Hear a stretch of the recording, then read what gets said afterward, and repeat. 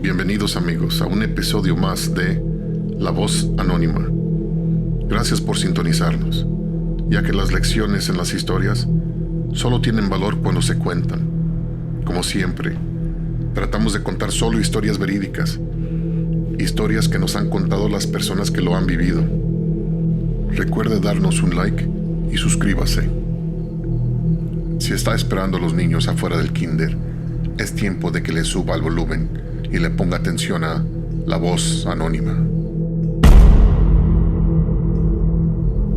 El tema de hoy es la conclusión del relato titulado Angelitos Perdidos, capítulo 1. Le advertimos que este caso no es apto para niños o personas sensibles, ya que contiene temas de violencia y abuso sexual. En ocasiones cambiamos los nombres, lugares y fechas para proteger a los inocentes. Han pasado 8 años de aquel día que traumó a una ciudad entera. 8 años agonizantes para las familias de aquellos 2 angelitos. 8 años sin encontrar al culpable. Cualquiera que ha perdido un ser querido puede atestiguar que el dolor de esa pérdida nunca nos deja. La agonía sigue abajito de la superficie, apenas disimulada, pero tan presente como el día que la persona amada dejó de existir. Pero es un siglo nuevo, es el año 2001, y los avances en la ciencia del ADN han evolucionado desde la terrible muerte de Charlie y Jonathan. Las técnicas modernas de investigaciones revelaron que las evidencias colectadas de los restos de aquellos niños contenían justo lo que necesitaban los investigadores. No fue una llamada de una voz anónima con información secreta. Tampoco fue una confesión. En aquellas cajas selladas que se encontraban en el almacén de la policía, entre la ropa manchada, reportes escritos, autopsias y fotografías de las víctimas, allí estaba la pista que al fin revelaría la identidad del asesino. El producto del ADN fue sometido a un sistema de identificación nacional y el resultado asombró a las autoridades. Las pruebas concluyeron que aquel homicida ya estaba preso. Se trataba de Scott Erskine, quien estaba encarcelado en la prisión por violar a una joven 6 meses después de haber asesinado a Charlie y a Jonathan. Tenía 31 años cuando torturó y asesinó a las 2 pequeñas víctimas. Scott Erskine era una plaga para la sociedad, el espectro de pesadillas y la razón principal de incontables consejos de seguridad. Tenía un historial de violencia que abarcaba años. Se han preguntado con coraje todos aquellos que descubren esta historia cómo es que ese monstruo estaba libre. ¿Por qué no estaba enjaulado como el animal peligroso que era? ¿Cómo es que las autoridades permitieron que siguiera ocasionando tanto sufrimiento, tanto mal? Nadie tiene una respuesta. El sistema jurídico funciona, pero no es perfecto.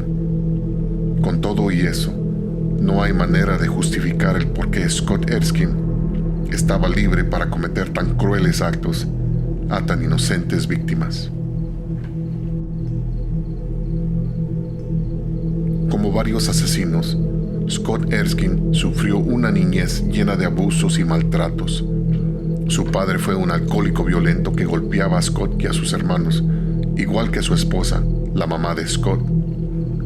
De niño sufrió un atropello de un vehículo y aunque físicamente se recuperó, sufría dolores de cabeza y había momentos que olvidaba lo que estaba haciendo. De niño demostraba tendencias perversas. Se dio a conocer que él y sus amigos llevaban a niñas de su edad a un tejabán para hacerlas remover su ropa. El mal crecía dentro de Scott. A los 10 años, los psiquiatras le recetaron medicamento, pero esto le ocasionaba sueño y se quedaba dormido durante clases. Por esta razón, su mamá dejó de darle la medicina. A los 13 años, lo diagnosticaron con problemas mentales graves.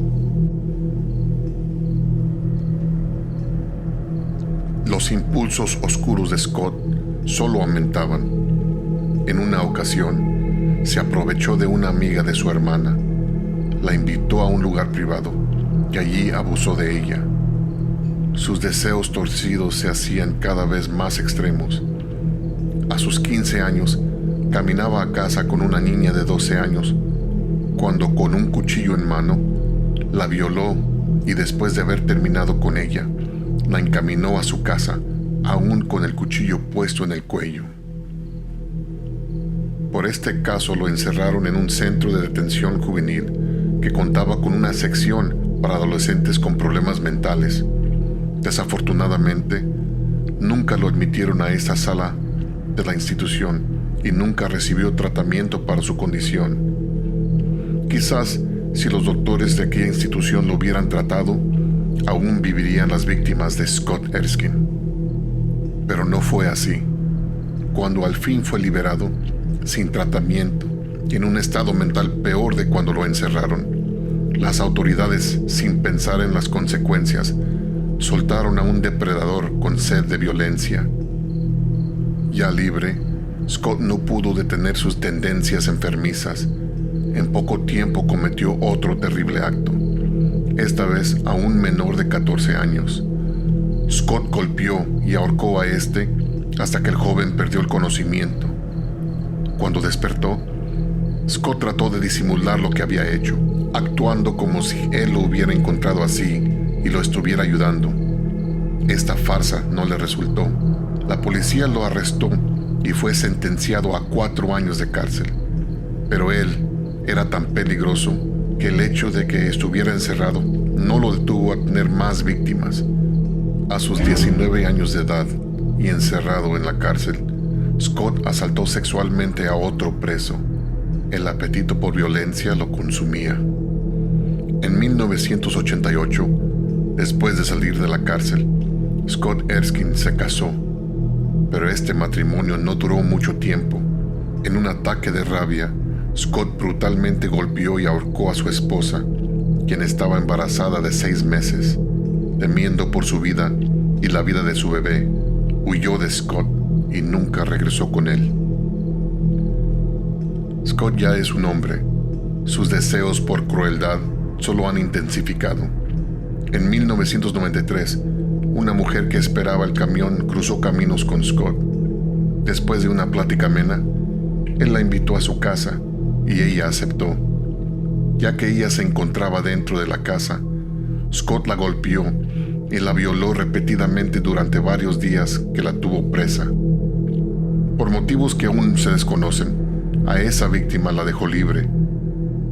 Por este crimen, lo sentenciaron a 70 años de prisión y bajo una ley de aquel estado, registraron su ADN en un sistema nacional. Así fue que pudieron conectar el asesino Scott Erskine con la muerte de aquellos 2 angelitos, Charlie y Jonathan. Pero no fue el único caso que le conectaron a Scott. En 1989, 4 años antes de la muerte y tortura de Charlie y Jonathan, Scott había matado a una mujer de 26 años. Esta pobre víctima murió ahogada después de que Scott la violó. La dejó con su cuello roto a la orilla de un cuerpo de agua. Su brutalidad no tenía límites. Scott Erskine fue sentenciado a muerte. Las autoridades sospechan que Scott está conectado con más muertes sin resolver. Hay presos que viven una larga vida esperando que se cumpla la condena de muerte. La atrasan con apelación tras apelación, y esto dura años. Pero el karma le tenía una sorpresa a Scott. De alguna forma tendría que pagar las vidas que había robado.